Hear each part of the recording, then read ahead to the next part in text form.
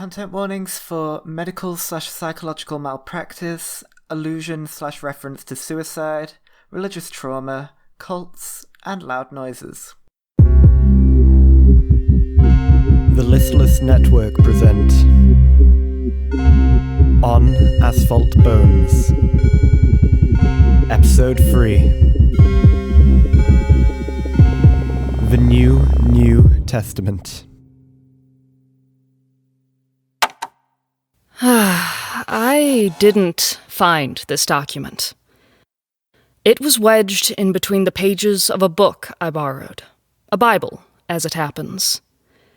It brands itself as some kind of missing book. A third testament. The Testament of David Ashton. The first 4 prophecies of the Day of Judgment. I don't mean to be superstitious, but, well, it's hard not to be nowadays. I think I'm supposed to read this. Dictated by the only person stupid enough to give it the time of day, I guess. Statement follows. I am sat in a padded room with a blunt pencil. Chained here until I finish writing this statement. I don't know what they think they are achieving. I could stab my eyes with this pencil or eat it. I reckon that do some damage. But no, that would only prove their point. And the researcher, Condrake, he's some kind of beast. If I tried anything, he'd see to it he got his statement before I died, even if I had to write it with crayon. Besides, I'm not going to kill myself, yet. I'm not crazy. The bulk of them seem to think I am, but the thing is, I know these are just dreams, in the sense that they can't do any harm to the working world. But do you suppose Ezekiel thought himself mad? Did he have inklings of doubt? Even when the Babylonians besieged Jerusalem, I'm sure he questioned whether he was truly part of something bigger or acting under suggestion. I believe, I am the same, that I'm just another prophet serving as the plaything of some being far greater than myself, an interface by which they might spread the divine but awful wisdom. But, of course, you don't care about me or my fate. When I have given my story, this final testament, you shall simply let me wander off into the world, and you do not care whether I end my life, or wait to see the prophecies, prophecy. Perhaps I'll go to church, try and redeem myself with what little time I have left. What does it matter? I've got one prophecy left, then my life is done, whether or not I choose to live on. So, here you go. I have experienced hallucinations since a young age. I am not prone to mania, and such hallucinations had little bearing on my understanding of the world at the time. They were too reasonable, so I abode the diagnosis of schizophrenia, or, as some suggested, outright insanity. To this day, I believe that was correct. I do not feel any different, and I can blend into society just like anybody else. No, I'm not ill, and the waking hallucinations were no issue at all. It is the creatures that lurk, insidious but ever present in my dreams, which I fear. Sleep is a strange condition. It is, I suppose, as close to death as the human mind can comprehend. To lie there for hours on end, and yet for time to pass in an instant. There's something so universal in that feeling. But our brains are far from inactive. Dreams are just as strange an affliction. Perhaps not everyone sees them as such, but there's something to be said for a condition of hallucination which is, on the whole, perceived as normal, if not even good. My waking visions are frowned upon, and I am ostracized for my gift of prophecy. Yet, when we are asleep, there is no shame and little judgment.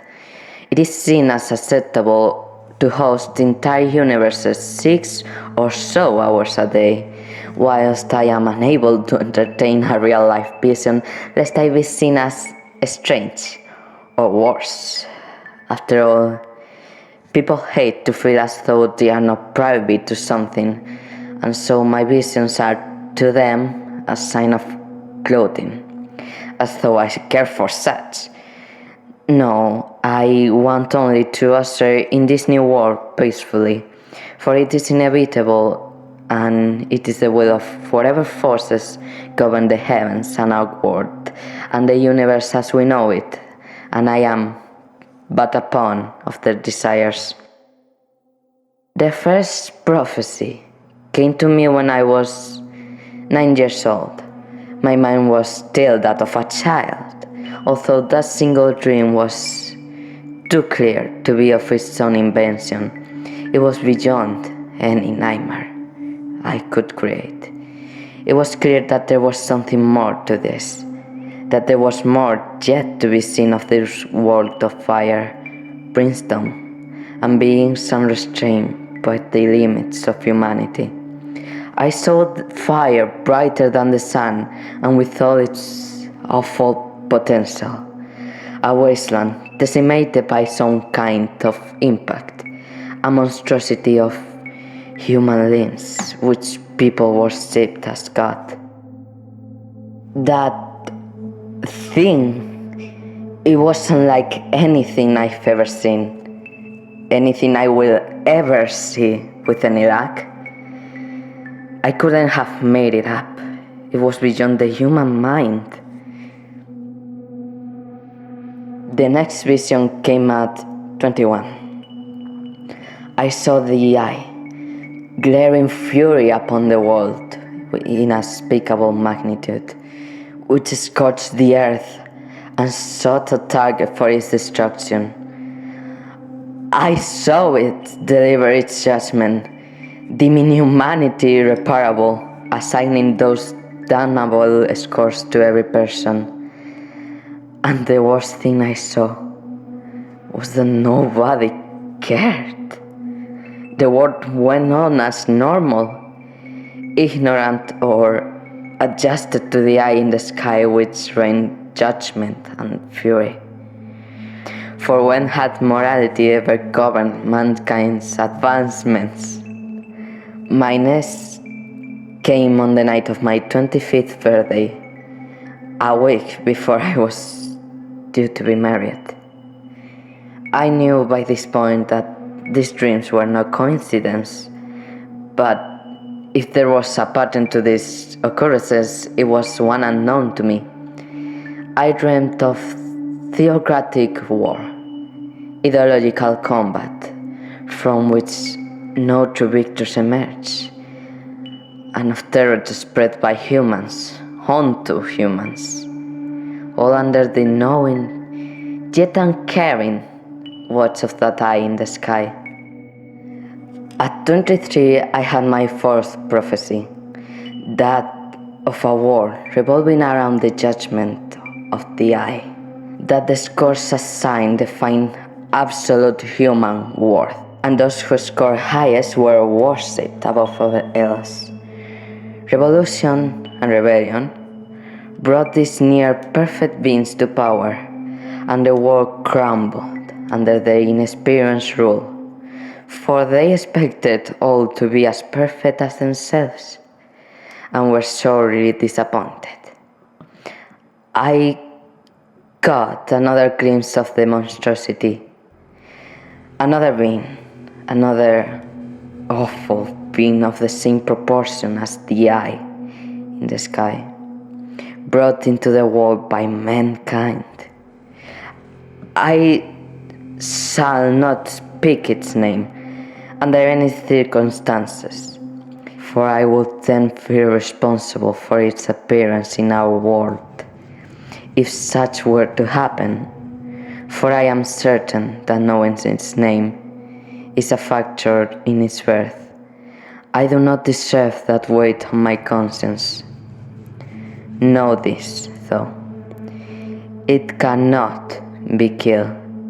It only exists to kill. It has no true physical form, as it is not confined by the same rules that govern you or I. But its manifested form was built from what it could take a motley shrine to the slaughter it wrought, which it used to inflict more suffering and slaughter and carnage still, for it wants only to kill, and with every life it takes, it wants only to kill more. Despite us birthing it, it cares none. That thing. It is. There appear to be some missing pages here. Some description of the being, perhaps? I'd rather not think what might be deemed too graphic, given what's been said already. Anyway, it continues afterward, saying, By this age, I had begun to suspect some kind of pattern in the force which binds me. Every 4 years, unless my age is prime. I don't know why, but it has held true so far. That means that my final vision should come at age 45. I am currently 44. After that, who knows? My role being, for now, complete. I ask to free me. I would like to live out my last few years in peace, alone, if you be so kind. I will no longer cooperate. I have nothing to say to you. This is my testament. Document ends. It's clear, in retrospect, that this was a legitimate prophecy after all. He has foretold in remarkable detail the coming of the judgment and the scores it imparted. That creature, though, the one of which he wouldn't speak, or indeed couldn't, that troubles me. Why were those pages missing? Is it some effort to censor him? But then why leave the pages at all? And that creature, what does he know that he can't share? Is it of the same kind as the judgment, or is it something else? Something worse? Something ineffable?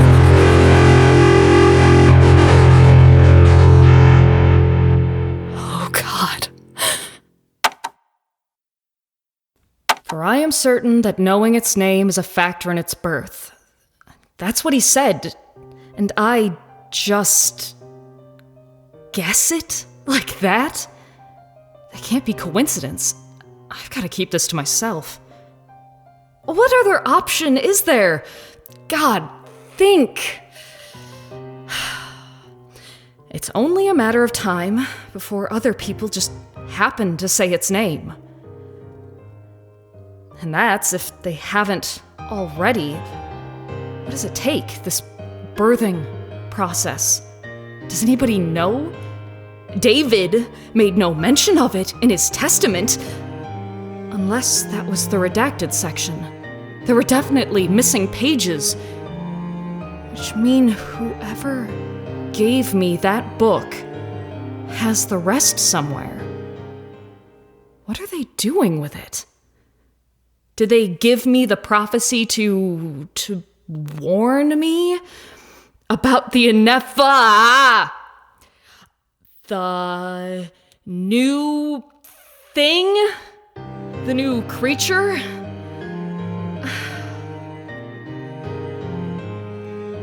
To ask me to stop it? Or to ask me to help birth it? I don't know how I would stop it. It's a word.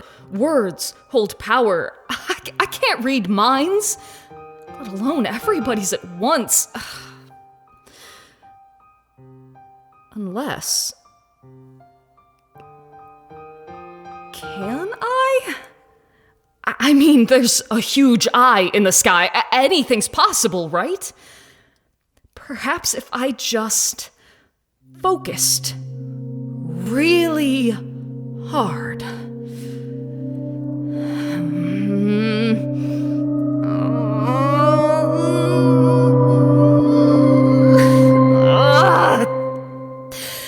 Didn't think so. But if David's description is accurate, I have no reason to believe it wouldn't be since he got the judgment nigh on perfect, then I think I'd know if the new creature were here. Me saying its name once wasn't enough. Maybe it needs more people, a following, like some kind of doomsday cult, I guess. It's just... strange, really. The judgment looks just like an Ophanim. I wonder whether the Old Testament was onto something. Either way, it didn't help anyone. They're all suffering. And this... this doomsday cult, I guess... that's supposed to be the one true religion. So, I'm supposed to be stopping the apocalypse. During the apocalypse. Great. No superpowers, no boon from the massive eye in the sky, no backup, and I can't even... I don't even know my own name.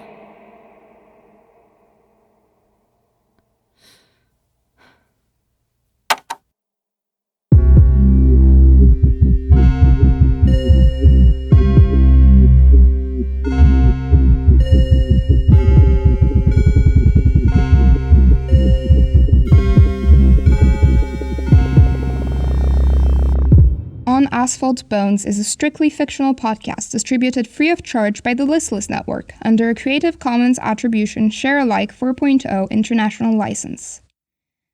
This episode was written by Scarlett Foster, with audio engineering by Scarlett Foster and Alana Rogers, and was directed by Sivan Raz, with executive producers Alana Rogers and Scarlett.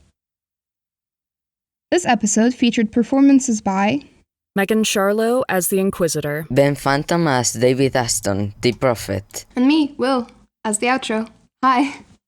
For more information, as well as show transcripts and additional content, please check our show notes, follow us on social media at On Asphalt Bones, and check out our website at www.listless.ga. Thank you for listening. And remember, if you have been having dreams of the apocalypse ending at the hands of cosmic entities, it's probably nothing to worry about.